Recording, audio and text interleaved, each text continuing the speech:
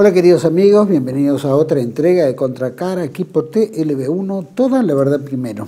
Agradecemos como siempre a todos los que nos siguen, nos difunden. Es un canal de formación, no es tanto de información inmediata, sino que nos dedicamos un poco a la batalla cultural. Ese es el rol que tiene TLB1 a través de su programación. Por supuesto llevamos 11 años ininterrumpidos de programaciones, llevando como siempre toda la verdad, razón por la cual agradecemos enormemente a todos los que colaboran con TLB1 económicamente, son muy pocos, pero agradecemos enormemente su colaboración y invitamos a que nos acompañen también en esta nueva época que estamos llevando de 11 años, transmitiendo toda la verdad, así que su aporte es fundamental.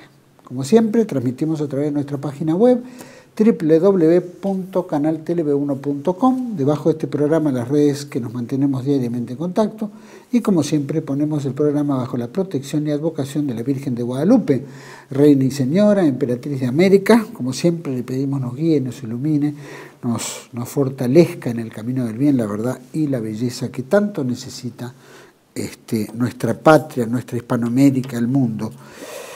Programa de hoy, vamos a tocar la presentación de un libro que hicimos hace un par de años atrás, el año pasado si no me equivoco, la presentación de un libro que se llama Dominium Mundis, que fue muy importante en su momento y que ahora va a salir el tomo 2, nosotros vamos a hacer una entrevista justamente al escritor de esta maravilla histórica de análisis, donde su base es sobre el tema de los orígenes de la banca, la historia de la banca, dónde empieza la banca, quiénes son los que están involucrados, cuál es el rol, cómo entra la usura, los préstamos, el interés, ¿no es cierto?, cómo esto involucra a banqueros, noblezas, comerciantes, ¿no es cierto? Y por supuesto se crea la banca internacional, pero también cómo tiene que ver el Islam, cómo tiene que ver el judaísmo en esto, cómo tiene que ver muchos de los sectores de los cuales el tema de la banca pasa a ser algo primordial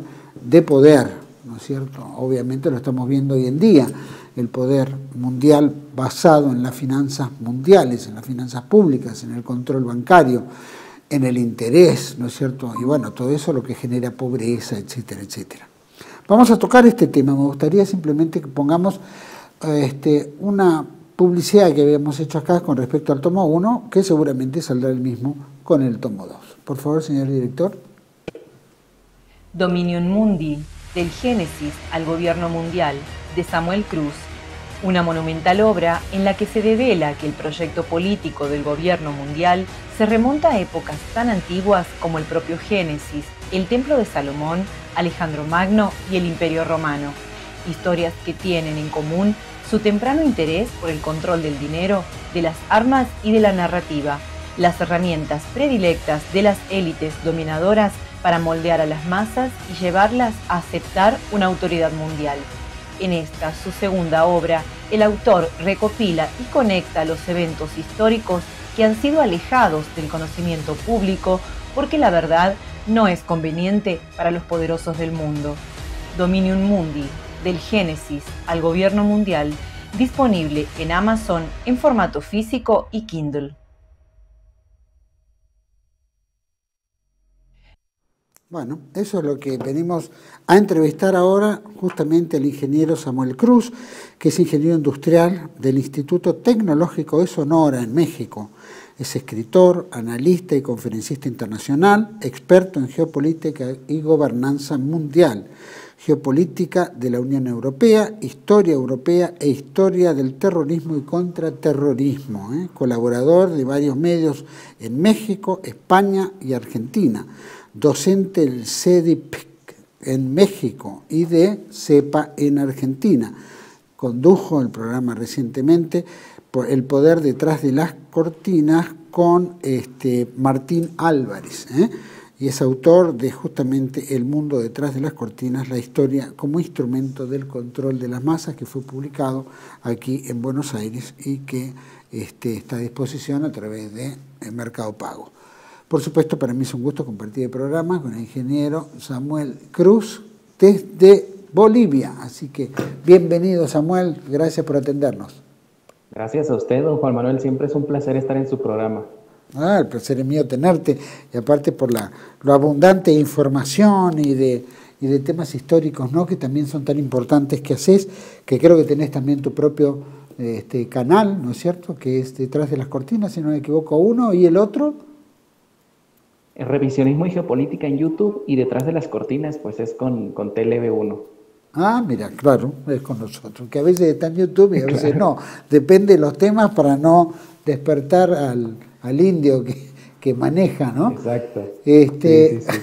contame, Samuel. Samuel, en este último libro fantástico que has hecho, el tomo uno y ahora sale el tomo 2, Dominium Mundis, eh, estás tratando más el tema de la banca, ¿no? Lo otro fue historia, ¿no? Antigua, etcétera, y entramos en el mundo de cómo funciona casi, ¿no? Los préstamos, la banca, el dinero, ¿no es cierto?, que empieza a circular y que de alguna manera, de un punto de vista, se lo considera como algo benévolo porque es un intercambio de valor, etcétera, pero también está lo vivo, lo pillo, la usura, ¿no es cierto?, que conocemos. Se ocupa del interés y entonces es aprovecharse del otro y bueno, entendemos que es un instrumento de manipulación y de dominio, sin duda, ¿no? Por eso Dominium Mundis. ¿Cómo se origina este tema de la banca, la historia así breve que nos puedas adelantar en lo que va a ser la publicación de tu libro? Bueno, como usted dice, en la primera parte hice mucha historia. Yo subtitulé esta obra que va a ser, creo que en 3 o 4 tomos. La verdad no sé en cuántos vaya a ser. Ahorita vamos para el segundo, pero la subtitulé Del Génesis al Gobierno Mundial. Del Génesis porque yo la verdad le confieso que había empezado mi relato en el año 1000, pero luego me di cuenta que para que se entendiera lo que sucedió en el año 1000 teníamos que ir al 900 y luego al 800 y dije, bueno, mejor me voy al Génesis, que tampoco es el inicio de la historia propiamente, pero sí es donde inicia el relato que yo pretendo contar, que es cómo el dinero se ha utilizado para tomar el control a nivel mundial. ¿Cómo inicia? Mire, muchas personas se remontan, al igual que yo lo hacía, a los años, a las épocas de los Rothschild, pero los Rothschild yo ahora la denomino como historia moderna, muy, muy moderna a comparación de lo que ahora sabemos, ¿no? Bueno, de lo que realmente muchas personas ya saben, pero no lo han podido plasmar en un libro, ¿no? Eh, Hay personas que dicen que el dinero es malo como fuente de poder. El dinero en sí no es malo. Lo que es malo, desde mi perspectiva, don Juan Manuel, es aquellos que se adueñan de la emisión de la moneda, porque el dinero como instrumento nos ayuda a simplificar muchas cosas, ¿no? Pero cuando fue tomado desde el inicio de la historia, yo me he remontado en este segundo tomo hasta Sumeria, que fue una época que no toqué mucho en el primer tomo, pero para que se comprenda cómo el dinero ha suplantado o ha sido el núcleo del poder en la actualidad, pues teníamos que ir a los inicios de la banca en Sumeria, que se inicia en los templos de los distintos dioses, sobre todo en Sumeria, se adoraba a un dios que se llamaba Utu Samash en los templos y este dios estaba, o esta deidad, estaba relacionada con los intercambios, con los préstamos, con los intereses, con todo lo económico, ¿no? Curiosamente, a este dios, en Sumeria lo identificaban con el número 21. Y esto es bien interesante, don Juan Manuel, porque si nosotros vemos en la actualidad nuestras tarjetas de débito o de crédito, y yo invito a la gente para que busque esto en internet, una búsqueda rápida le va a dar una idea, cuando ven de cuántos números está compuesta su cuenta bancaria, se van a dar cuenta que es de 21 números. O sea que en la actualidad, después de miles y miles de años, seguimos relacionados con Utu Samach, que era el dios que se dedicaba o que los sumerios pretendían que fuera el vigilante de las buenas prácticas del interés y de paso, cuando ligaron el dinero a algo, a una deidad, quedó ligado todo esto a un derecho, perdón, a una obligación cuasi divina de regresar ese dinero con intereses. Es bien, bien interesante todo el tema. Mira vos, así que 21 números, eso claro. Será parte de una cábala, supongo, ¿no? Porque de alguna manera esto trasciende subliminalmente. ¿Quién se hubiera preguntado eso? Pensarían que son la proporción de cantidad de tarjetas que hay circulando en el mundo, ¿no es cierto? Pero no es así, obviamente. Pues sí, pues, por supuesto que tiene mucho que ver con la numerología, ¿verdad? Yo no soy un experto en numerología, tampoco pretendo intentar dar una explicación porque seguramente erraría, ¿verdad?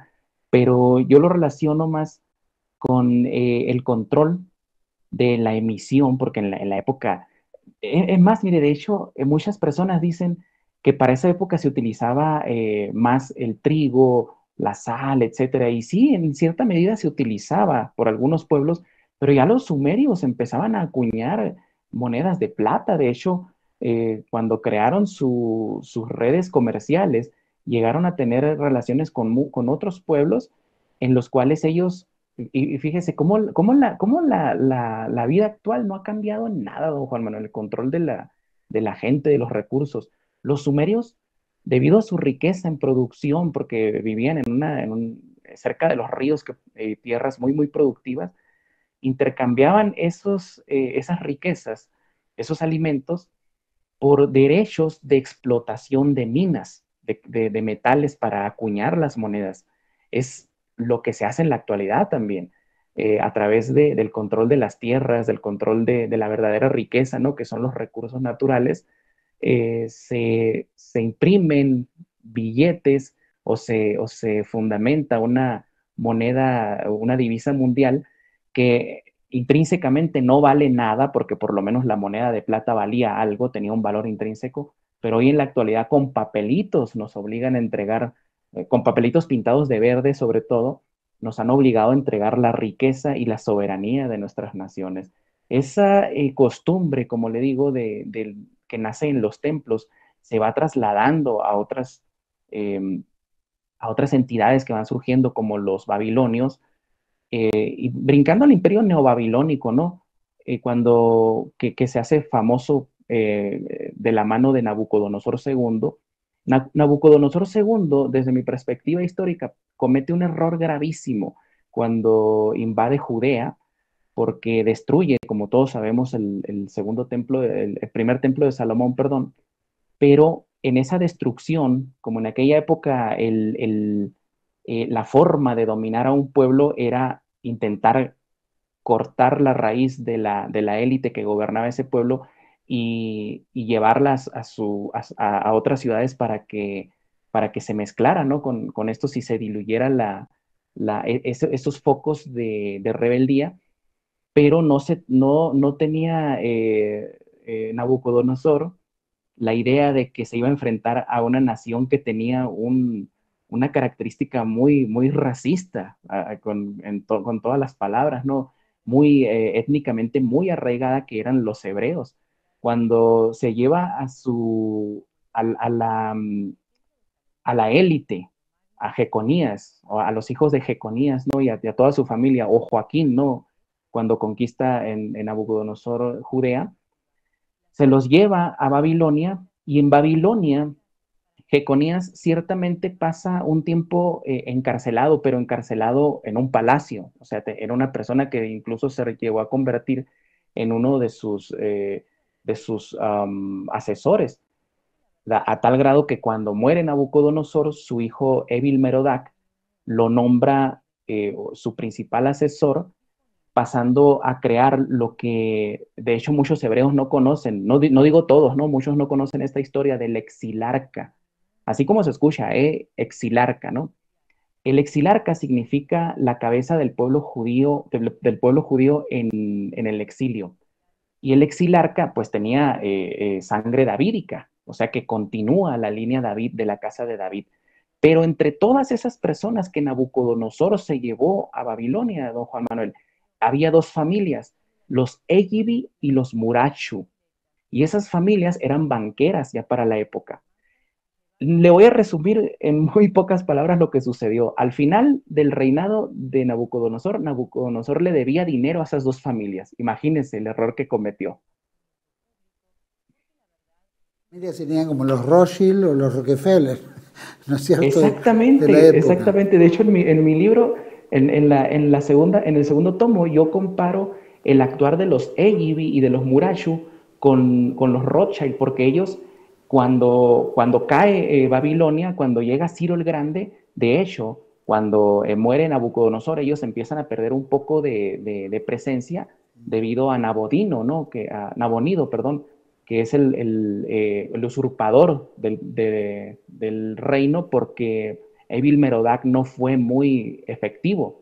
Entonces lo sustituyen, lo derroca Nabonido y su hijo, y los hebreos empiezan a perder ahí en Babilonia mucha presencia y empiezan a financiar a un hombre que creara un imperio mucho más grande con una moneda estandarizada que les serviría mucho más, y ese fue Ciro el Grande. Curiosamente, ya saben, ¿no? Nabonido pasa la historia como alguien muy, muy malo, y Ciro el Grande pasa como, wow, ¿no? Un hombre de valores, el primero que hace un código de leyes para los derechos humanos, o sea, lo mejor de lo mejor, nada más le falta las alitas para hacer un angelito a Ciro el Grande. A Ciro el Grande lo denominan ellos el ungido de Yahvé, imagínense. Y decían en las profecías que Ciro el Grande iba a imponer el gobierno mundial de Yahvé en la tierra. Crea este gran imperio y a raíz de esto, la familia Murasho y los Egibi empiezan a abrir sucursales con su familia en otras ciudades del imperio de Ciro el Grande, y se crea esta red bancaria que se convierte en una red muy, muy poderosa ya para la época, y Ciro el Grande ordena lo que yo llamo la primera declaración Balfour, don Juan Manuel, porque Ciro el Grande, como sabemos, pues una historia muy conocida es que libera supuestamente a los hebreos de Babilonia y los manda de nuevo a Judea, pero algo que no se dice mucho es que él ordenó que todos los pueblos bajo su dominio financiaran la reconstrucción del templo de Salomón. Claro. Fue la primera declaración Balfour esa. Y lo reconstruyen. Lo reconstruyen como un centro de poder, porque el templo de Salomón, como yo lo denomino, es realmente era un banco templo. O sea, no olvidemos que la banca inicia en los templos, y por eso es muy común que hoy, bueno, no, los primeros bancos hoy no, ¿verdad? Es cualquier oficina. Pero en una época los bancos tenían una estructura muy, muy, muy parecida a lo que vendría siendo un templo romano, por ejemplo. Claro. Esa misma estructura se hereda, se va adoptando en los templos paganos de Roma. Había, por ejemplo, el templo de Juno Moneta, ahí es donde se acuñaba la moneda, ¿no? de los romanos, y en todos los templos alrededor del imperio romano, pagano, eran sucursales bancarias, en realidad. Y obviamente la gente decía, bueno, debe estar bien custodiado mi dinero, porque trabaja gente que está muy cerca de los dioses, o sea, debe ser gente con buenos valores que va a cuidar de mi dinero. Lo que no sabían estas personas era, ellos pensaban que ese dinero se llevaba y se guardaba ahí. Pero, y esta es otra cosa que yo desmonto, que yo demuestro en el segundo tomo de mi libro, el hecho de que muchos historiadores han dicho que la banca de reserva fraccionaria no existía en la época de la Roma pagana. Y no, existía, don Juan Manuel, existía totalmente, y se utilizaba la banca de reserva fraccionaria, y tuvo el mismo efecto que en la actualidad. Llevó al imperio a un debilitamiento total, que ya después los emperadores no tenían poder más que nominalmente. Realmente los que decidían quién iba a llegar al poder, quién moría, quién vivía, quién pasaba como un gran emperador a la historia, o quién pasaba como un Hitler de la época, pues eran los banqueros, eran los fainetores, eran los argentari, los banqueros privados, pues, que se dedicaban a la usura y que utilizaban la reserva fraccionaria en la época, y decidían, fíjense, la red que habían creado. Obviamente no venía todo desde banqueros desconocidos, ¿no? Tenían muchas conexiones con los emperadores, con las familias nobles, a través de una figura, no de la ley romana, ¿verdad? Pero era una costumbre que se estableció desde que nace el reino con Rómulo y Remo, ¿no? Que era la costumbre del patronazgo. Hoy en día nosotros decimos patrón a cualquier persona que le da trabajo a alguien, pero en la época el patrón tenía muchas obligaciones con sus esclavos, como darles techo, darles educación, proveerles de muchas cosas, pero esas personas, los esclavos, cuando una vez que un esclavo había estudiado muchísimo o ya era una persona muy preparada en el comercio o en la banca, este patrón lo liberaba, entre comillas, porque quedaban para toda la vida ligados al patrón. Por ejemplo, pongamos el caso de Julio César. Julio César era patrón, tenía un patrón, perdón, que era la comunidad hebrea. Ellos habían financiado su campaña política, y una vez que él conquista las Galias, que las Galias no eran como nos pintó él, de hecho, porque lo que conocemos de la historia de las Galias viene del libro Bellu Gallicum, que es el libro de Julio César, donde él los describe como bárbaros a los galos. Sin embargo, tenían un sistema político y económico muy desarrollado, pero no tanto como el romano. Entonces, pongamos, por ejemplo, que Irak es tomado por el sistema estadounidense. Obviamente Estados Unidos está mucho más desarrollado que Irak, ¿verdad? En ese caso, el Imperio Romano estaba mucho más desarrollado que las Galias, y una vez que conquista todos los centros de comercio de los galos, pone en esos centros a puros hebreos, y esos hebreos construyen una red comercial en Europa que finalmente va decidiendo también quién gobierna, quién no gobierna, quién vive, quién muere, quién invade, a quién financian las guerras, etcétera, y termina convirtiéndose todo ese modelo, don Juan Manuel, en lo que hoy arrastramos. Es por eso que hoy en día vemos a un Tedros Ghebreyesus, que por más que sea un criminal, está puesto en la OMS. En la OMS, sí, en una institución que supuestamente debe cuidar de la salud de las personas, pero obedeciendo, por ejemplo, a Bill Gates. Bill Gates es el patrón de Tedros Ghebreyesus, y Ghebreyesus tiene que obedecerlo porque esas mismas leyes que se arrastran desde hace mucho tiempo se siguen practicando entre ellos, ¿no? Entre esa élite cerrada. Es que totalmente de acuerdo, es lo que vienen, ¿no es cierto?, esa infiltración. Bueno, cuando uno escucha a Rivanera Carles, que habla también sobre, ¿no es cierto?, la conquista de América entre los cristianos nuevos y los cristianos viejos, eran los conversos, ¿no es cierto?, que han venido a la América y que de alguna manera también se adueñaron del negocio, de los comercios, y eran los que determinaban, ¿no?, quién aprobaba, pasaba, no pasaba, inclusive compraban los títulos, y todo en España, así que era una práctica muy común, ¿no?, obviamente de poder, sin duda. Acá comentabas, por supuesto, del Imperio Babilónico, etcétera, la banca, los sumos sacerdotes, habías planteado al principio, ¿no?, y especialmente, ¿cierto?, el Templo de Salomón. Ahí como, digamos, Sumeria, ¿no es cierto?, planteaste también, ¿no?, ¿siempre fueron los hebreos atrás? ¿Siempre estuvieron en el tema de la banca los hebreos? ¿O venía también por otras costumbres como Venecia, que tal vez había no hebreos, o la familia, ¿no es cierto?, orígenes? ¿Tuvieron siempre los hebreos exclusivamente en este tema del interés de la usura? Todas las civilizaciones tenían su sistema bancario más o menos desarrollado según el pueblo, ¿no? Pero hay una teoría, yo no la desarrollo mucho porque ciertamente no hay mucho material, pero sí la menciono en el segundo libro, en el segundo tomo de Dominium Mundi, que recordemos que en el Pentateuco se menciona cómo Abraham tuvo que salir de su tierra, ¿no? Y una de esos nombres, de esos tantos nombres que se manejan en la Biblia, en el Pentateuco sobre todo, coincide con el nombre de una ciudad muy próspera donde se desarrollaba mucho la banca de Sumeria. Entonces, algunos autores serios, por cierto, han argumentado que la banca la aprendieron de ahí, los hebreos, de Sumeria. Entonces, otros dicen que Abraham, de hecho, provenía de Sumeria.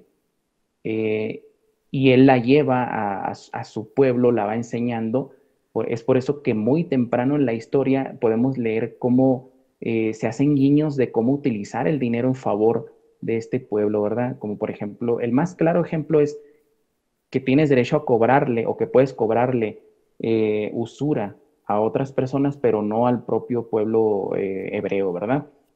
Claro. Otras cuestiones que se mencionan tienen mucho que ver con las cosechas, porque las cosechas eran el dinero palpable, en realidad, ¿no? Y esto se menciona en el hecho de que una persona podía tener o acaparar el grano, por ejemplo, porque esa forma era la forma de controlar más sencillamente que controlar la plata o controlar el oro. Entonces, el ejemplo de esto lo tenemos en el pasaje de José, al que yo llamo en mi libro José el usurero soñador, porque él va trepando en la política del faraón en Egipto y finalmente termina acaparando el grano a raíz de este sueño, ¿no?, que tiene el faraón de las 7 vacas flacas y las 7 vacas gordas. Inteligentemente él,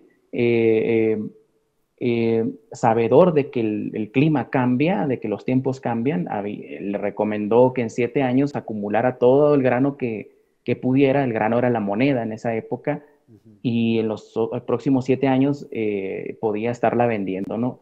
El hecho es que todos los demás pueblos alrededor de Egipto empiezan a sufrir hambre, empiezan a acercarse al faraón. El faraón el faraón en realidad le da toda la autoridad a José el usurero soñador, ¿verdad? Y finalmente hasta los propios egipcios terminan entregándose a sí mismos porque habían perdido tierras, habían perdido propiedades, etcétera, y al final van y se entregan ellos mismos como esclavos de José el usurero soñador. Y curiosamente, él los saca de sus tierras. Fíjese lo curioso, ¿no? Cómo funciona el dinero y el poder, ¿no? Los saca de sus tierras y los pone en la ciudad. Y las tierras se las entrega a administradores, casi todos de su familia. Entonces, fíjese cómo a través del dinero nos arrebatan, desde el principio de la historia, nos arrebatan lo que realmente representa riqueza, que es la tierra, las propiedades, el poseer animales de carga, animales de producción, etcétera, y nos encierran en las ciudades para depender del suministro de alimento. Ya no hay manos que puedan producir para sí mismos, sino que ahora hay corporaciones que producen para proveer al esclavo moderno. Y moderno no me refiero a los tiempos de hoy, don Juan Manuel. El propio ejemplo de José el usurero soñador nos muestra cómo este sistema de control sigue siendo el mismo, pero a una escala mucho mayor, ¿verdad? Claro. No, sin duda, bueno, lo estamos viendo tal cual. Es una repetición de la historia, es cíclico, ¿no? El poder es el poder y la influencia es la influencia.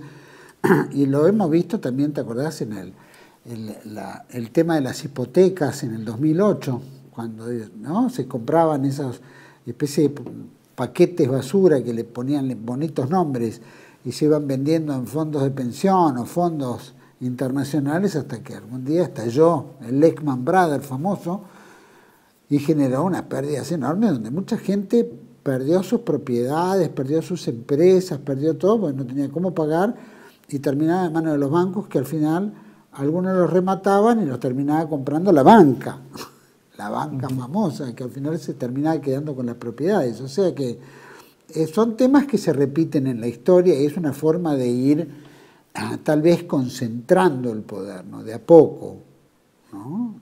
Cómo va pasando, cómo va gestionándose políticas que los gobiernos van beneficiando en las crisis de países socialistas, que todo decae. Bueno, ahí aparecen, compran barato, ven los países capitalistas, venden caro o se adueñan, y ahí empieza, ¿no?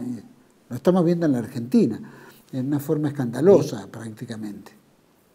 Y de hecho, fíjense que esto tampoco es nuevo, esto de los rescates financieros. Y es que mucha gente cree que la historia, por desgracia, yo sé que mucha gente se ofende cuando digo esto, pero la gente hoy en día cree que la historia empieza cuando ellos nacen y que el día más importante del mundo es cuando ellos cumplen años, ¿no? Pero no, la historia, estamos en un ciclo, don Juan Manuel, que mientras no sepamos cómo funciona, cómo se ha establecido y cuánto tiempo tiene funcionando, nunca vamos a romperlo. Por ejemplo, esta cuestión de los rescates financieros, que hay un concepto, un pseudoconcepto, ¿no? Que hoy han adoptado en las finanzas, que es too big to fail o demasiado grande para caer, que mucha gente cree que es nuevo, es moderno, pero no, en realidad estos rescates financieros y este concepto de que es demasiado importante una institución como para dejarla que muera, en este caso un banco, ya se había dado en el siglo III, en la crisis del siglo III, en el Imperio Romano, cuando la minería, por las guerras y todo esto, Roma empezó a debilitarse tanto que dejó de cuidar las rutas comerciales, la minería empezó a decaer, el circulante de plata y de oro empezó a ser acaparado por algunos grupos. Entonces el gobierno romano, bajo Cómodo, se ve en la necesidad de empezar a devaluar la moneda, ¿no? Devaluarlo, entendámoslo en aquella época, que digamos en la bonanza del imperio, tenía hasta un 95%, un 97% de plata el denario, por ejemplo, y un 3% de otros metales, ¿no? Pero cuando se va devaluando significaba que cada emperador le iba quitando un poquito más de plata para hacer más monedas, ¿no? Para dar la impresión de que había un circulante interesante. Sin embargo, los que sabían que esa moneda valía menos, empezaron, que eran obviamente los argentari, los banqueros privados, los faenetores y todo esto, los usureros, los cambistas, le quitaron la confianza al gobierno romano, que es algo que hoy también sucede, ¿no? Cuando un gobierno está decayendo, los grupos financieros, la banca le retira su confianza y ese gobierno puede caer, sí o sí. En aquella época, en el siglo III, estamos hablando del siglo III, fíjese, cuando gobernaba Cómodo, también supuestamente los banqueros privados tenían la obligación de apoyar al gobierno para que el sistema se mantuviera, pero estos, como ya habían acaparado toda la riqueza, le quitaron la confianza al emperador y el gobierno suyo se vino a la baja hasta que termina pues asesinado Cómodo. Y varios emperadores que, por ejemplo, pasaron como malos, como por ejemplo Calígula, el hecho de que Calígula, mucha gente lo conoce a Calígula simplemente por la película erótica que han visto en televisión, pero en realidad la historia de Calígula es muy, muy interesante. ¿Y cómo ha pasado la historia? Como una persona cruel, como una persona malvada, el hijo de Satán casi casi. Pero lo que no se dice es que Calígula le puso un freno a los cambistas, a los argentari, a los usureros, y esa parte de la historia, don Juan Manuel, queda borrada de la historia de Calígula. Es increíble, pero sí, efectivamente. Cuando se lo recuerda a Calígula, se lo recuerda con el mayor degenerado, ¿no? Corrupto Que yo no digo que no lo haya sido, ¿verdad? No, por supuesto. No digo que no lo haya sido. Habrá tenido su inclinación, pero tampoco era, ¿no?, lo que se pinta, como se pintan tantas figuras hoy en día cuando se quieren demonizar, ¿no? Y se transforman en grandes hombres, como el caso hablas del presidente de la Organización Mundial de la Salud, que es el mayor criminal que existe, y sin embargo, ¿no es cierto?, lo pintan como un hombre, ¿no?, con gran criterio, etcétera, etcétera. Está administrando. Y si me permite hacerle una puntualización ahí, al contrario, los gobernadores o personajes que pasan a la historia como dignos de admiración, pongamos el caso de Claudio, que fue el heredero del poder de Calígula. Claudio era un impedido mental, don Juan Manuel. ¿Y cómo ha pasado la historia? Como un gran emperador. ¿Por qué? Porque él no gobernaba, él no tenía ninguna autoridad. Él democratizó todo el sistema, de hecho, quitó unas leyes que tenían muchísimo tiempo funcionando en Roma, que era que el abogado, por ejemplo, no podía trabajar para un banquero ni podía recibir grandes primas, tenía un límite. Entonces, eso aseguraba que solamente las personas que tenían dinero y que eran responsables podían ser abogados, pero cuando llega Claudio, quita esa ley, entonces los banqueros privados empiezan a financiar las carreras de los abogados para que les quitaran los problemas con la ley romana. En la actualidad, en la historia moderna, tenemos dos ejemplos muy, muy claros. El ejemplo de Woodrow Wilson, cómo ha pasado como un gran gobernador, un gran presidente que trajo el fin de los imperios, que trajo la democracia al mundo, pero el señor había sufrido dos derrames cerebrales que lo impedían mentalmente para dirigir el gobierno, pero eso sí, estaba bien dirigido por Luis Brandeis, por Samuel Untermaier, por Bernard Baruch, ¿verdad? Y hoy en la actualidad, el ejemplo más claro pues es Joe Biden, ¿verdad? Vamos a ir a un pequeño corte. Me gustaría, a la vuelta, tocar un poquito, ¿no?, que la relación que hay de este tema de la banca, el poder, el dinero, etcétera, en lo que involucra, ¿no?, a las religiones monoteístas, ¿no? Me gustaría un poquito ver el rol del Islam en esto. El cristianismo obviamente lo ve como una cuestión cristera, ¿no? No tanto de dominio, sino al revés, de caridad, supongo, con otras visiones. Y la hebrea, por supuesto, en este aspecto, que ya vemos históricamente como ha tenido inclinación en esto. Pero vamos a plantear este tema de los monoteísmos frente a este tema de la banca. Vamos a un pequeño corte, volvemos enseguida con Samuel Cruz, hablando de este tema, Dominium Mundis. Ya volvemos. El mundo detrás de las cortinas, la historia como instrumento de control de las masas, de Samuel Cruz. Un libro que desenmascara los mecanismos de control de las masas puestos en práctica por el Instituto Tavistock en la Segunda Guerra Mundial contra Alemania y contra la humanidad. Disponible en Argentina en editorial Cruz y Fierro. El mundo detrás de las cortinas, de Samuel Cruz. Bienvenidos a CEPA, Centro de Estudios del Pensamiento Americano. Nuevo sitio web de cursos de formación en política, filosofía, historia, literatura, geopolítica, religión, psicología y más. Cursos de formación que reflejan el verdadero pensamiento americano. Lo invitamos a elegir el curso de su agrado ingresando en www.cepa.la.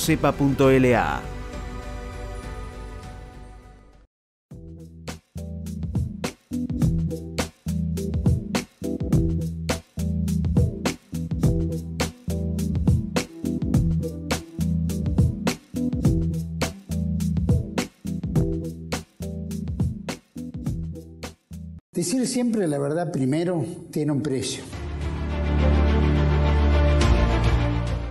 Dependemos de tu ayuda. TLB1, toda la verdad primero.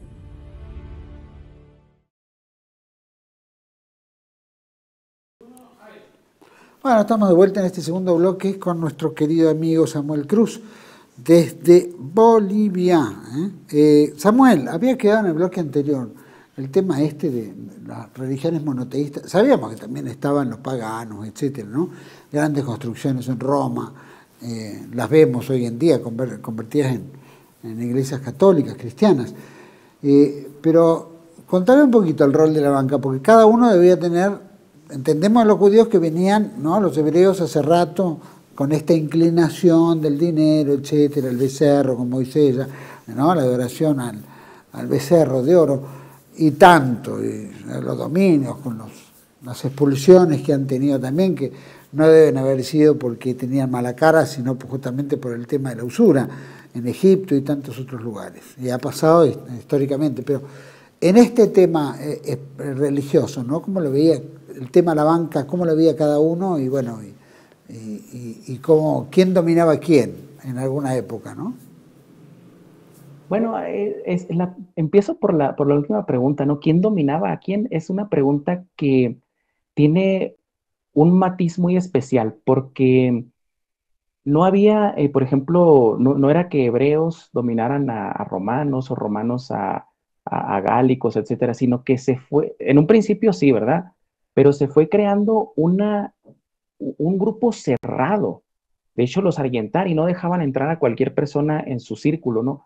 Pero se fue creando una casta diferente, que era la casta de los banqueros comerciantes.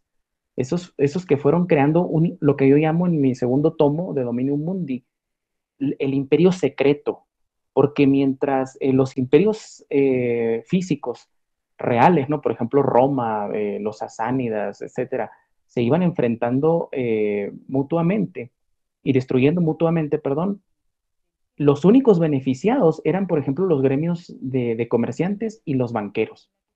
Y obviamente lo que era en la época el, las empresas que hacían el armamento, ¿no? El complejo industrial militar de la época, que había muchísimos, por ejemplo, había núcleos de estos personajes que hacían armas en Judea, había en Roma, había en Persia, había podríamos ir un poco más allá, ¿verdad? Pero en China, ¿no? Pero centrándonos acá en la historia de esto, de donde se desarrolla el judaísmo, el cristianismo y el islam, ¿verdad? Y a raíz de que Tito va y destruye el segundo templo de Salomón en el año 70, muchos de la casta, de las castas hebreas huyen unos hacia el Cáucaso, otros hacia Persia, pero muchos de ellos huyeron hacia Ejaz, que es en la península arábiga, ¿no? Donde está la Meca, pues. Y estas personas empezaron a casar a las princesas judías con los coraishitas, los que controlaban la Kaaba, o sea, el núcleo religioso. Que por cierto, lo siento por mis amigos que practiquen el Islam, que no tengo ninguno de hecho, pero no fue construida ni por Abraham, ni fue construida por un ángel, ni por Alá. Fue construida por Onías, que era un rabino hebreo que huyó hacia Egipto y como parte como una persona inteligente que lo era, pues se acerca al emperador, perdón, al faraón, y este faraón lo envía a unas misiones y ahí en esa misión para ir asentando el dominio egipcio, construye la Kaaba. Ese es el verdadero origen de la Kaaba, no es ninguna Alá quien la mandó construir a Abraham ni a Ismael, ¿verdad? Como se cuenta en los mitos islámicos. Pero como usted dice, en el judaísmo, en el cristianismo y en el islam tienen conceptos muy diferentes del dinero. En el judaísmo, por ejemplo, tenemos que en la filosofía judía, a diferencia de la filosofía griega, se considera a la moneda como algo creado directamente por Dios. Cosa contraria sucedía en Occidente, donde se consideraba una materia inanimada y por tanto no tenía la capacidad, como las creaciones divinas, de reproducirse. Sin embargo, en el judaísmo se consideraba una materia creada por Dios o algo creado por Dios directamente, pues tenía que cumplir con las mismas características de los seres vivos, ¿no? Reproducirse y por eso la usura para ellos es legal y totalmente, casi divina, de hecho, ¿no? Es totalmente permitida, porque la moneda se puede multiplicar porque fue creada por Yahvé directamente. Pero ellos mismos sabían que había una connotación muy perjudicial en la usura. De hecho, en el judaísmo se le llama a la usura neshek con esa palabra que es traducida al español es mordisco, y lo utilizaban porque un mordisco es bastante doloroso para una persona, y ellos sabían perfectamente que el interés no válido era muy doloroso. En cambio, cuando llega el cristianismo sucede algo curioso, y ahí está también yo creo que un error también del cristianismo. Ciertamente, por razones morales, se aleja de este concepto en un principio, muchas de las personas que se agregaron al cristianismo tenían muchas costumbres paganas. O sea, eran personas que estaban en una transición de adoptar el cristianismo y el cristianismo se fue perfeccionando a raíz del tiempo, pero se dio cuenta que muchos obispos se dedicaban a la usura también. Entonces hubo una prohibición de que los obispos practicaran la usura, pero yo creo que fue un error porque se le dejó la puerta abierta a la otra religión, al judaísmo. Y ellos acapararon em, esa tarea, ¿verdad? Pero es que, bueno, llamarlo un error también es exagerado, ¿verdad? Porque dentro de las concepciones morales del cristianismo, pues era ilegítimo cobrar la usura. Y se topan los hebreos con una barrera muy, muy difícil de sortear, que era la prohibición de la usura por parte del cristianismo, que la prohibía totalmente, que incluso la catalogaba como pecado, mientras que los otros la catalogaban como una ley casi divina de Yahvé, ¿no? Dada a ellos. Y se empieza a librar una guerra eh, que, que, que la historia demuestra que el catolicismo tenía perdida totalmente, que era luchar contra la usura. Un sistema que, como hemos dicho, venía desde Sumeria. Los babilonios, los persas, todos absolutamente la practicaban, ¿verdad? Pero era una tarea muy, muy difícil, titánica, que el cristianismo no pudo erradicar y finalmente le abre la puerta a que el pueblo hebreo acapare esa tarea y consiga mucha más riqueza de la que ya tenía. En el caso del Islam, hay una cuestión curiosa porque de hecho sí estaba prohibida por algunos conceptos distintos a los del judaísmo, pero se practicaba de todos modos. De hecho, el segundo califa del imperio musulmán, Omar ibn al-Khattab, llegó a declarar que había, entre las tres cosas que Mahoma no le explicó bien, él decía, no, si Mahoma me hubiese explicado bien esto, sería más sencillo el gobierno, y una de ellas era la riba, o sea, el concepto de usura dentro del Islam. En fin, tenían conceptos muy, muy diferentes, pero baste con decir que las personas que crearon el Islam, por ejemplo, Salmán el Persa, que le llaman en la religión islámica, en realidad no se llamaba Salmán el Persa, don Juan Manuel, se llamaba Shalum ben Jusiel. Y Shalum ben Jusiel no es un nombre muy, muy árabe que digamos, ¿no? La realidad es que era hijo de Jusiel, el, el exilarca de Babilonia. O sea, fíjense cómo estas personas van circulando y llegan al final hasta de Babilonia hasta Arabia, donde crean ellos el Islam, porque los conceptos que adoptó Mahoma, muchos de ellos le fueron dictados por Salmán el Persa. A Salmán el Persa lo pueden buscar sencillamente en una búsqueda de Google y van a darse cuenta que aparece como una de las personas, como uno de los pilares de los grandes compañeros de Mahoma, ¿no? Pero no se llamaba Salmán ni era persa, se llamaba Shalum ben Jusiel y era judío. Claro, es como, y decime, porque obviamente en todo esto vemos que a través del tiempo eran más que nada banca, eran, supongamos, personajes individuales o pequeños grupitos que de alguna manera influenciaban y daban los préstamos y bueno, obviamente el interés los llevaba, si no podían pagar, quedarse con la propiedad o con los bienes o con, no sé, la producción que tuvieran. ¿Cuándo empieza, digamos, a transformarse en banca, ¿no? Oficialmente, ya, ¿viste? Cuando ya empieza el proceso ya mucho más especulativo, extorsionador, etcétera. Lo vemos con los reyes en el siglo XIX, siglo XV, siglo XIV, siglo XVI, en fin. ¿Dónde empieza a establecerse como un instrumento, ¿no es cierto?, ya consolidado y con ambiciones de dominio? Pues en realidad se establece en Bizancio, ¿no? Una vez que cae Pero voy a ser muy breve en esa época porque ya estamos centrándonos mucho ahí. Y sí quisiera que brincáramos a lo que la gente conoce, ¿no? Que es el siglo XIV, XV, etcétera, ¿no? Pero en realidad, cuando empiezan a aspirar a un poder global, bueno, mundial, mejor dicho, porque el mundo conocido para ellos, pues era el Mediterráneo, Persia, por ahí el Mar Rojo, etcétera, ¿no? Pero supuestamente no se conocía América todavía, ¿no? Pero sí empiezan a declarar los gremios bancarios una intención de tener un poder internacional o mundial para la época, a partir de que cae la Roma occidental, ¿no?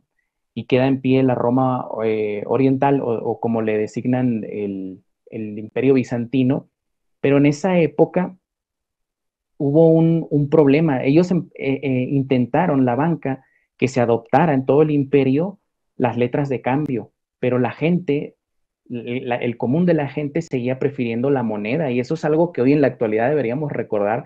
La gente en Bizancio y en las ciudades romanas de la Roma ya caída, ¿no? Se resistieron a empezar a utilizar el papel moneda o las letras de cambio, ¿no? Querían el metálico. Y eso fue lo que impidió que en esa época alcanzaran una preponderancia mundial los bancos. Pero curiosamente empiezan a decaer en el año 200 más o menos, después de Cristo, los bancos empiezan a perder mucha presencia. Pero vea lo curioso, don Juan Manuel, hay una guerra a la que yo llamo la guerra mundial entre Bizancio y la dinastía sasánida de los persas. Se van a una guerra en la que se destruyen mutuamente durante 25 años. Cosroes II es el último gran rey de los sasánidas, y quedan tan desangrados mutuamente los bizantinos y los persas, que en un lapso de 15 años, don Juan Manuel, ya la religión islámica, monoteísta totalmente, con conceptos judíos y cristianos, en 15 años ya estaba puesta en marcha, algo que al judaísmo y al cristianismo le costó años, perdón, siglos, pero estos en 15 años ya tenían todo preparadito para suplantar ese vacío de poder que había quedado, que habían dejado los bizantinos y los sasánidas, ¿no? En un lapso después de 50 años logran crear un enorme imperio, y esa época, curiosamente, es en la que renace la actividad bancaria.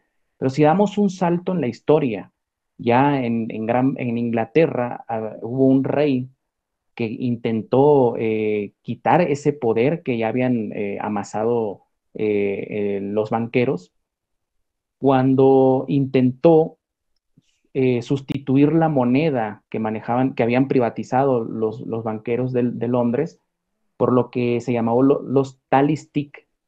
Talistic, que era como, se traduce más o menos como un pedazo de madera, talistic. Y estas talistic tenían una característica, que eran cortados por secciones eh, de una manera random, ¿no? No eran cortados rectamente, o sea, eran, por ejemplo, en zigzag cortados. Y esos talistic, uno se lo quedaba al rey y otro se ponía en circulación como dinero. Era madera, don Juan Manuel. Entonces cada quien iba cortando, tenía un valor cada muesca, la iban cortando y la iban pagando con esa. De hecho, el Banco de Inglaterra se compró con un talistic, con un pedazo de madera se compró. Pero ese dinero que no controlaban los usureros, pues no era conveniente para el sistema de dominio, entonces desapareció muy rápido. Y luego en la actualidad, ya habíamos mencionado a los Murachu y a los Egibi, cómo en Babilonia crearon estas redes. Y como usted bien decía fuera de grabación, en la época moderna no se inventó nada realmente, solamente se ha perpetuado y se ha perfeccionado ese modelo. Lo adoptan los Rothschild y empiezan a crear estas redes que al final de cuentas se dedican a circular el dinero, y esto lo arrastramos hasta la actualidad, ¿no? Un poder increíble que en la Segunda Guerra Mundial se perpetúa o toma aún más poder mundial a través del Banco Internacional de Pagos, al cual se vio Adolf Hitler obligado a acceder. De hecho, fue creado por Montague Norman, un banquero judeo británico, y Hjalmar Schatz, que era el ministro de Finanzas del Tercer Reich, ¿no? Del Tercer Reich alemán, y se crea el Banco Internacional de Pagos para que Alemania pudiera solventar sus deudas de la Segunda Guerra Mundial. Pero curiosamente, este Banco Internacional de Pagos, don Juan Manuel, hoy en día es el que está impulsando la creación de la moneda mundial. Y eso lo ignora mucha gente porque lo siguen catalogando muchos como teoría de la conspiración, de la moneda mundial, etcétera. Pero entren por favor a la página del BIS del Banco Internacional de Pagos, para que vean el propio artículo que ellos han publicado con videos explicativos, etcétera, de cómo crear una moneda mundial electrónica, ¿verdad? Mi pregunta, ¿no?, en base a eso, porque siempre el tema del dinero, en ese aspecto, había más ambición en el metálico y se quedaban con el metálico y entregaban papeles de colores, es lo que nos pasó a nosotros en el siglo XIX, con los préstamos a la Baring Brothers y otras bancas de aquella época, ¿no? Por supuesto, mucho antes habría otras. El metálico, ¿no?, era algo constante y sonante, ¿no? Tenía valor, tal vez. ¿De cuándo el oro pasa a ser el oro como una riqueza? ¿Por qué el oro? ¿Por qué no otro metal? ¿Qué tenía el oro que no tenía otras cosas? ¿Por qué el becerro de oro?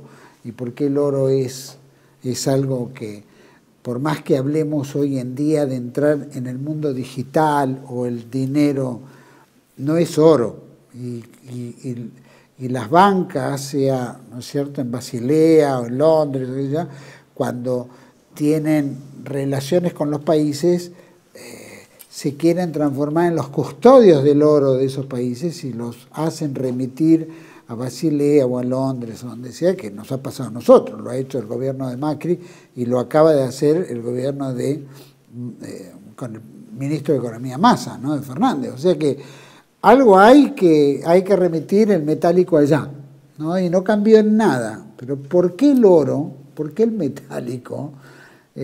Porque no es reproducible, como recién hablaste de la madera, que daba un pedacito de madera, ¿no? Pero ya la madera parece que se desintegra con el tiempo, mientras que lo otro capaz que no. ¿Cómo puedes alertarnos de eso frente a este mundo digital también, pero que el metálico sigue siendo para ellos un gran valor? Hay una obsesión muy, muy marcada en estas personas que provienen de ahí del Mar Rojo, cerca de, del Líbano, ¿verdad? Bueno, vamos a decirlo, de la Palestina ocupada, ¿verdad? Estas personas se obsesionaron, como usted lo dice, desde tiempos ancestrales con el oro. Ahí está el ejemplo que usted decía del becerro de oro, que representaba no propiamente a un Dios desconocido para ellos. De hecho, ya lo conocían, ¿no? No estaban representando a Yahvé, porque en esa época de Moisés, Yahvé no tenía nombre. De hecho, él había dicho que no se había identificado. Después los escribas dijeron, era este mismo. Yahvé era un Dios del gran panteón de los ugaríticos, ¿no? El Dios supremo de la religión ugarítica era él. El Gabal se llamaba, de hecho. El Gabal significa el de la montaña. Y a ese se refería Moisés, ¿no? En aquella época, pero no me voy a meter con temas religiosos ahorita, ¿no?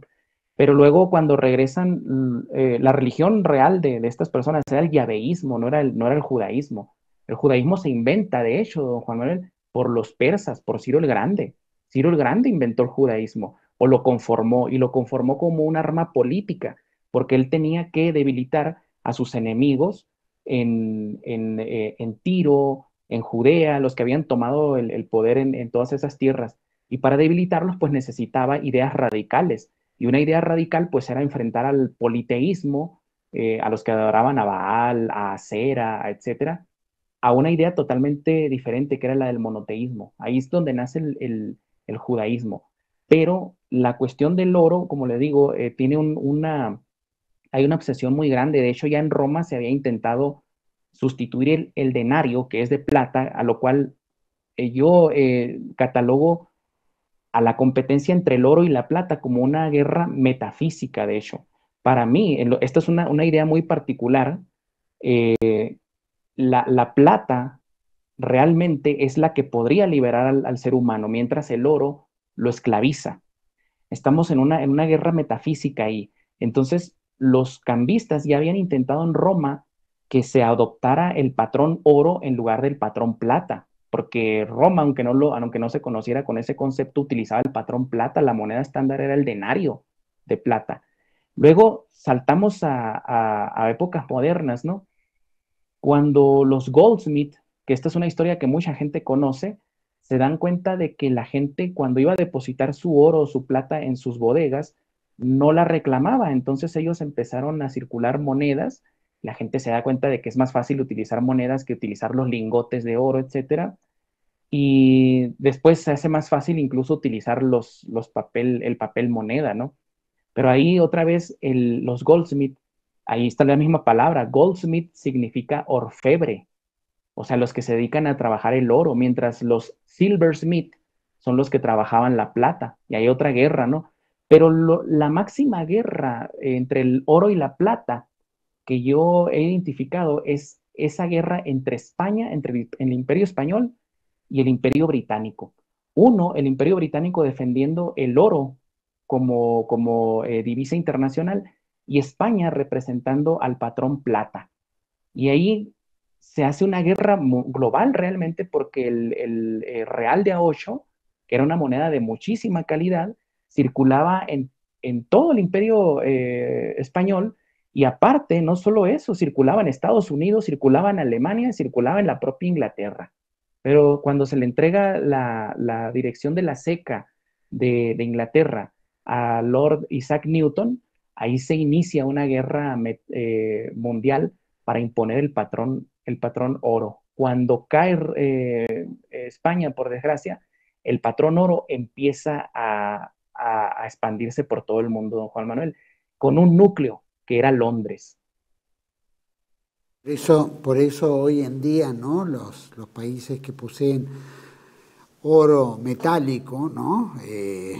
Hay presiones, por supuesto, de las comunidades y también de sectores, la masonería y tantos que son los que influencian para que el metálico sea remitido a estos centros de poder, porque es la forma en la cual dicen se usa como garantía para futuras situaciones de desgracia económica. Pero bueno, se lo quedan ellos, ¿no? No hay.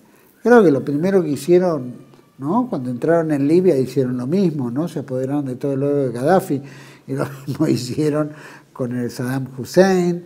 Después mostraban la opulencia que vivían, pero bueno, no era nada en relación a la cantidad de oro que tenían y que al final era el Estado. Como también podríamos decir la reina de Inglaterra, ¿no? O el rey de España, o los reyes, que al final pueden tener todo el oro que quieran, pero porque ellos son el país, ellos son el símbolo del país. Pero bueno, acá es cuestión de mostrar lo absurdo. Para ir concluyendo, porque creo que el libro es fantástico, va a ser muy interesante, ¿cómo cerrarías, concluirías esto? Porque hay mucho para hablar también al tema. Me venía acordando mientras ibas hablando del poder, ¿no? de las fábricas de armas en esas épocas y las fábricas de armas de hoy, ¿no? Israel podrá ser un pueblo judío, religioso, qué sé yo, pero es armamentístico y produce armas, ¿no? de alto calibre, nivel y la vende. O sea que es un comercio más. Y no cualquier país tiene producción de armas, ¿no? O sea que hay que comprarlas a esos centros de poder. Terminamos como la banca, ¿no? Yendo hacia los mismos lugares a recurrir por la defensa a sustentarnos. Pero me veía a cabeza así, tipo Shakespeare, ¿no? William Shakespeare cuando escribe El mercader de Venecia y plantea el juicio de este usurero Sherlock, donde, bueno, quiere la carne, ¿no? de este individuo porque ya el dinero no le basta, ¿no? Entonces estamos más o menos siendo desangrados de esa manera. Todavía no llegó la justicia que diga, no, puedes llevarte la carne pero sin un gramo de sangre, ¿no? ¿Cómo concluirías este tema de la presentación del libro, aparte de todo esto, que vale la pena que la gente lo lea, ¿no? Por supuesto, si estará en alguna otra plataforma que la gente acá pueda acceder, que tal vez, ¿viste? vía libro sea más costosa y difícil. Bueno, yo concluiría diciendo que el poder es que me gustó mucho lo que usted dijo fuera de grabación, ¿no? Que no se ha inventado nada en la actualidad. Los sistemas de control existen desde hace muchísimo tiempo y yo creo que no podríamos concluir de mejor manera que recomendándole a la gente que primero, si me hacen el honor de leer el libro, lo lean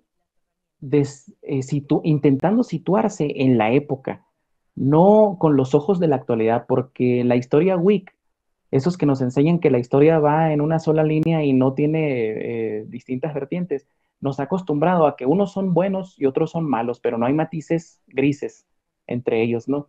Entonces hay que leerlo con una visión imparcial y de una forma madura. Y entonces la conclusión sería que para comprender lo que hoy estamos sufriendo, todo a lo que se nos está sometiendo, tenemos que comprender de dónde provienen y desde cuándo están situados y en funcionamiento esos sistemas de control. Y yo creo que esta obra tiene ese objetivo. Por eso yo la he catalogado como una obra titánica porque en un principio, la verdad, don Juan Manuel quería hacer un libro explicando algunas cosas de la economía, pero iba a ser lo mismo que hacen otros, quedarme ahí y rascar la superficie nada más. Entonces, por eso creo que es mejor optar por irnos al Génesis y llegar hasta el presente. Esta segunda obra va a terminar, o este segundo tomo, perdón, va a terminar en el año 700 más o menos, y del 700 vamos a arrancar hasta el 1000 y del 1000 hasta el presente. Yo creo que van a ser unos 4 tomos, don Juan Manuel. Tampoco son tomos de 60 páginas, ¿no? O sea, por ejemplo, el primero tiene 600 páginas, creo, y este tiene cerca de 550 páginas. La vas reduciendo, a pesar de que abarcas más tiempo de historia también. Sí, no, lo que pasa es que la información también es más condensada, pues, en esa época. Sí. Samuel, te agradezco muchísimo, creo que es valioso el aporte que estás haciendo. Por supuesto esto no nos va a hacer amigos de algunos musulmanes o poco, pero tampoco hiciste una obra de Rashid, ¿no es cierto? Ese que insultaba al Islam.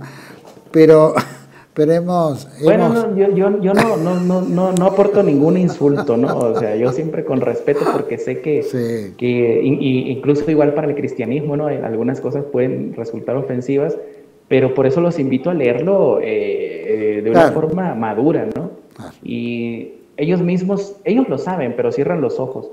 Los personajes que tenían nombres árabes, en realidad, tenían nombres más hebreos que cualquier cosa. Ahí está el ejemplo de Shalum Ben Jusiel y de su hijo, de sus hijos, Heman y Jacob, que fueron personajes muy, muy importantes para la historia musulmana, ¿no? Sin duda, y el mundo occidental, estamos repletos de ellos, de ese tipo de nombres y apellidos y cambios encubiertos, ¿no? Así es. Samuel, te agradezco muchísimo por esta entrevista. Sin duda vamos a estar atentos a la publicación del libro y por supuesto los próximos 2 tomos van a ser más que interesantes para tener esta colección. Gracias por todo, Samuel. Muchas gracias, don Juan Manuel. Un abrazo grande. Bueno, a todos ustedes, por supuesto, interesante sin duda, está para leerlo, obviamente. Yo sé que hay críticas, como bien dijo, hay gente que no lo lee con otra cara, es verdad. No podemos leer la historia con los conceptos del hoy, ¿no? Morales y todo del hoy, porque en esa época no la había. Cometemos ese error de la historia, ¿no? Cuando se habla fulano de tal, era sanguinario, y en realidad, bueno, qué sé yo, era la costumbre de la época.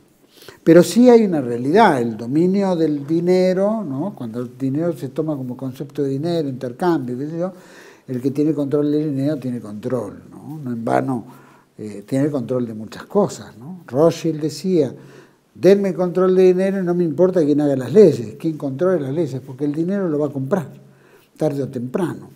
Y muchos de esos elementos se han utilizado como no solo para ganar, prestigiarse, enriquecerse, para poder de compra, sino también como extorsión, como aprovechamiento, que es la usura, ¿no es cierto?, el interés y qué sé yo. Yo me acuerdo que había un amigo mío que decía, tenía, digo, como poder, interés, etcétera, ¿no? Y me acuerdo que tenía una fábrica de telas, importaba telas y qué sé yo. Y había un paisano también, que también importaba telas y tenía algunos conflictos, ¿no? En la aduana, porque bueno, siempre quieren pasar más de lo que la ley permite. Estos otros que yo conocía, bueno, eran más legales, todos los papelitos en orden, todo muy claro, pagando lo que había que pagar. Bueno, este otro lado trataba de evadir, en fin, la costumbre normal dentro de lo que es la usura y la especulación. Y entonces decía que el único contacto que podían tener en la aduana, qué sé yo, podía ser a través de esta gente que hacía las cosas bien, donde seguramente arreglando algunas cositas podía costar muy barato. Y entonces se le preguntaba, ¿por qué no hablas con el rabino? Porque los rabinos tienen llegada política, son más fuertes, es decir, entonces decía, el mismo paisano decía, no voy al rabino porque me guadaña el 50% de lo que podría ganar, mientras que este otro era el 10%, o el 7%, o el 5%. O sea, no cabe duda de que hay temas de poder, que el poder tiene un costo entre ellos mismos, también lo tienen con otros. Lo vemos el poder en la apropiación, ¿no es cierto?, en circunstancias políticas, cómo se van aprovechando y van conquistando, ¿no es cierto?, a través de contactos, a través de muchos estilos que se tiene y que efectivamente logran adueñarse de empresas, comprarlas baratas, ¿viste?, y después, ¿viste?, repactar los precios, y bueno, y así tenemos, ¿no es cierto?, muchas de las empresas argentinas que hoy dependemos, inevitablemente, que están bajo el control, ¿no es cierto?, de gente que es usurera, que en 50 años un empresario puede haber triunfado, pero meramente, pero bueno, en 50 años estos muchachos que llegaron con una mano atrás y otra adelante hoy son poderosos empresarios. Y uno dice, ¿cómo lo hicieron tan rápido? ¿No? Y bueno, ahí entra el poder, la masonería, sectores liberales, toda esta cuestión que se empiezan a ayudar, como estamos viendo en la política argentina desde hace muchos años. No está mal que se logren objetivos, está mal la usura, la trampa, el engaño, ¿no es cierto?, el poder desmesurado. Bueno, es eso, Dominion Mundi. ¿Cómo podemos dominar el mundo? El objetivo es el dominar el mundo. Seguramente el tercer templo de Salomón, que es lo que están construyendo para ya coronar la obra divina, pasará por una vez que esté terminado ese templo, y las grandes corporaciones privadas que dominan el mundo, que sacan gobiernos, sacan presidentes, deciden el destino de la humanidad, forma parte de lograr esa dependencia, ¿no? Por eso tenemos 3 grandes corporaciones mundiales que son dueñas de todo en el mundo, ¿no? Y se ha logrado ser dueñas. Tendrán religión protestante, pero eso es todo camuflado. Como, viste, muchos nombres artísticos, que son nombres comunes, pero que en realidad son seudónimos, porque el nombre real es otro. Lo tenemos, por ejemplo, a un candidato político como es Altamira, Jorge Altamira, que se llama Wurmus, ¿no? ¿Y cuántos como ese tipo de cambios o camuflajes hay? ¿Por qué se camuflan? ¿No? Porque en el fondo hay algo. Ahora no importa, porque ahora tienen poder. Hoy decía el presidente de la Organización Judía Mundial, decía, ya no tenemos más miedo, ahora vamos a ejercer nuestro poder. En paz, dice, en paz. Bueno, la paz es relativa. Pero bueno, ya lo dicen, o sea que ya no hay un escondite. Hoy es el poder. De todas maneras, Dominion Mundis, dominar el mundo, ¿no? Pero tenemos que conocer la historia para entender el presente. Esta obra es maravillosa, la de Samuel Cruz, la recomiendo. Los espero en otra entrega de Contracara, aquí por TLV1, toda la verdad primero. Gracias.